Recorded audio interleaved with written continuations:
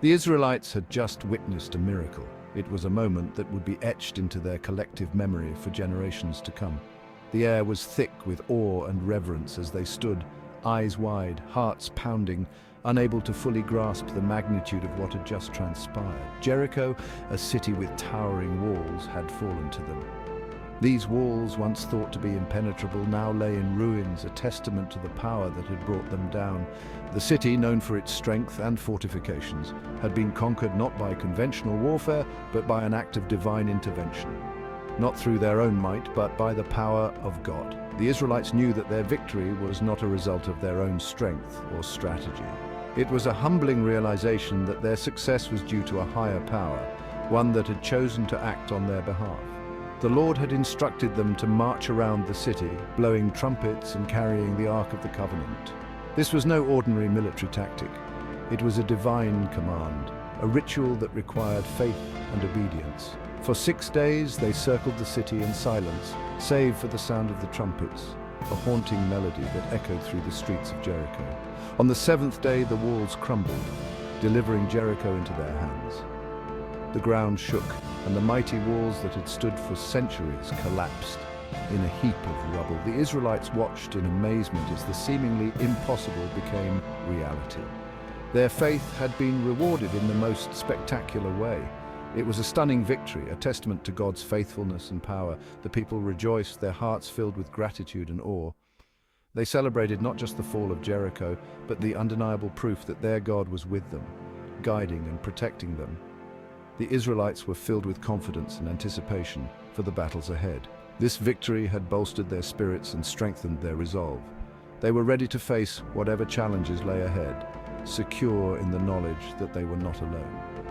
This victory at Jericho was more than just a military triumph. It was a defining moment, a turning point in their journey. It was a reminder that their success depended not on their own abilities, but on their faith and obedience to God's commands. It was a spiritual marker, a moment that would be remembered and retold, a story of faith and divine intervention that would inspire future generations. It was a sign that God was with them, fighting for them, and that they could overcome any obstacle as long as they obeyed His commands.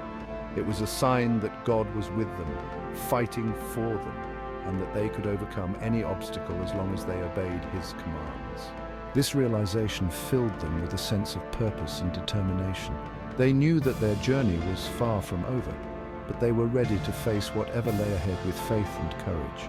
The victory fueled their faith and gave them courage as they prepared to conquer the land God had promised them.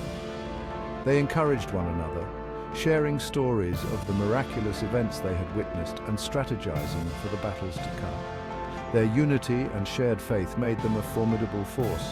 However, the victory at Jericho also served as a test of character. It was a moment of reflection, a time to consider the true source of their success. Would they remain humble and faithful, or would they succumb to pride and greed? It was an opportunity for the Israelites to demonstrate their obedience and trust in God.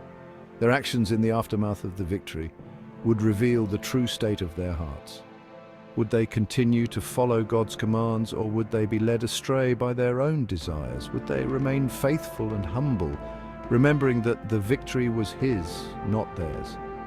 This was a crucial test, one that would determine their future success.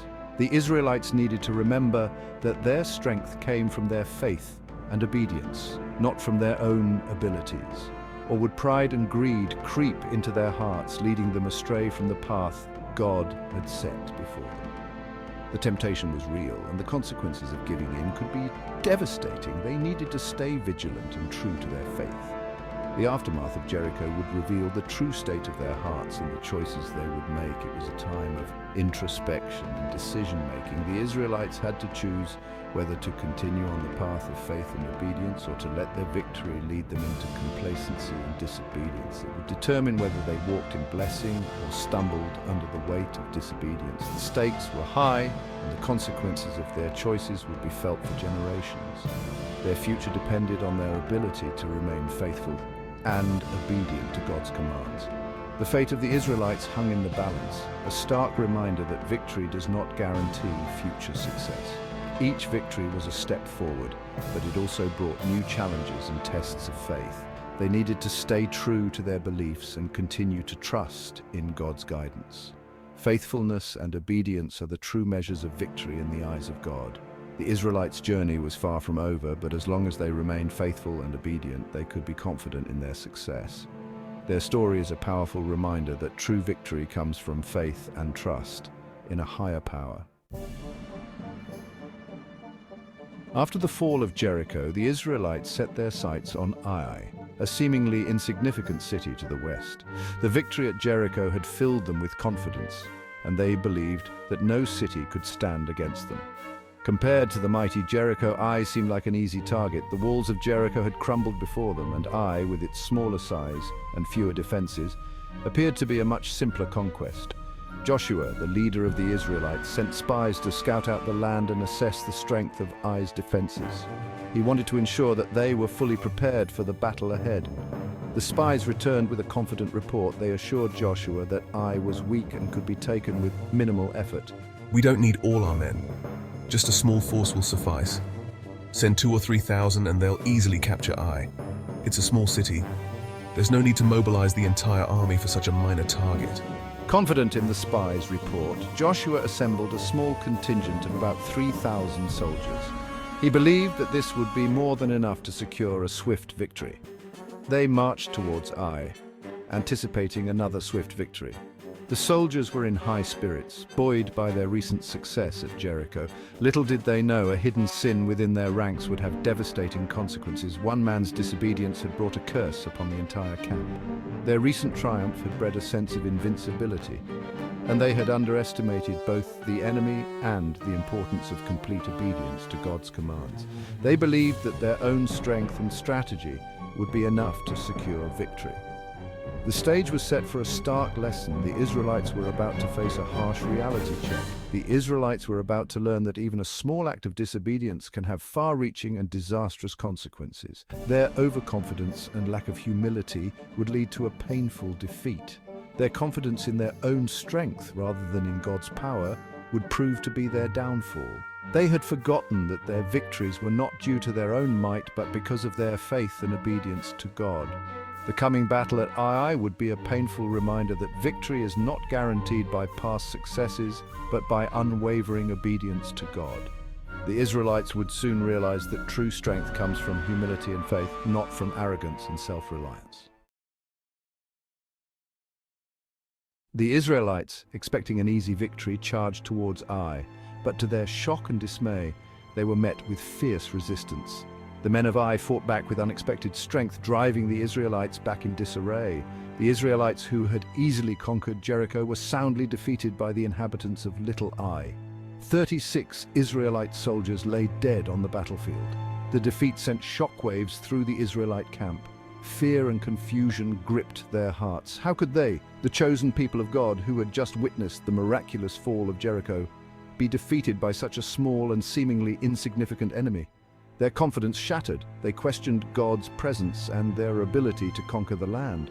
"Sovereign Lord, why did you bring us across the Jordan River to deliver us into the hands of the Amorites to destroy us?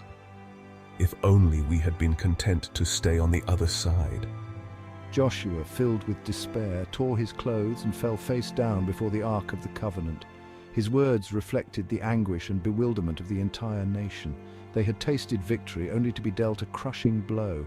Their faith was shaken and their future seemed uncertain. God responded to Joshua's desperate plea, revealing the source of their defeat. Joshua, a leader chosen by God, found himself in a moment of deep despair. The defeat at Ai was a crushing blow, and he sought divine guidance to understand the reason behind this unexpected failure. "Stand up, Israel has sinned." The voice of the divine figure was both commanding and filled with sorrow, addressing the people with a stern rebuke. The message was clear and unequivocal. "They have violated my covenant, which I commanded them to keep." This covenant was not just a simple agreement, it was a sacred bond, a promise made between God and his people, meant to be upheld with utmost reverence and faithfulness. They have taken some of the devoted things. They have stolen. They have lied. The act of taking what was devoted to God was not just theft. It was a betrayal, a breach of trust that had far-reaching consequences. They have put them with their own possessions. By mixing the sacred with the profane, they showed a blatant disregard for the holiness of God's commands. The Lord then specifically identified the transgression. Someone had taken items from Jericho that were supposed to be destroyed or dedicated to the Lord. Jericho, a city that had fallen by God's power, was meant to be a testament to his might and holiness. God's words were a stark reminder that victory was not theirs to claim but his to give. The Israelites needed to remember that their successes were not due to their own strength or strategy, but because of God's favor and intervention. Their obedience, their faithfulness to his commands was paramount. Without it, they were vulnerable, not just to physical defeat, but to spiritual decay. It was not enough to simply go through the motions of religious rituals or celebrate victories. Their hearts had to be right before God. True devotion required sincerity, a genuine commitment to living according to God's will. The defeat at Ai was not a random act, nor was it due to their lack of strength. It was a direct result of their disobedience, a manifestation of the spiritual breach that had occurred within their community. It was a direct consequence of their disobedience, a clear sign that sin had infected their camp and hindered their relationship with God. The community's sorrow was a reflection of their collective guilt and the realization of their failure to uphold God's covenant. God's revelation highlighted the severity of their sin. It was a moment of truth, a divine intervention meant to bring them back to the path of righteousness. It was not simply a matter of taking spoils of war. The act of taking what was devoted to God was a profound violation, a breach of the sacred trust that had been established. It was a violation of a sacred covenant, a direct act of defiance against God's command. This covenant was the foundation of their relationship with God, and breaking it had severe implications. Their actions demonstrated a lack of trust in God's provision and a dangerous inclination towards greed and self-preservation. By hoarding treasures, they showed that they valued material wealth over spiritual integrity. The defeat at Ai served as a harsh lesson, a wake-up call to the Israelites that their relationship with God was paramount. It was a reminder that their success and survival depended on their faithfulness to God's commands. And disobedience, regardless of how small or insignificant it might seem, carried severe consequences. The judgment they faced was a testament to the seriousness with which God viewed their actions and a call to return to a path of righteousness and obedience.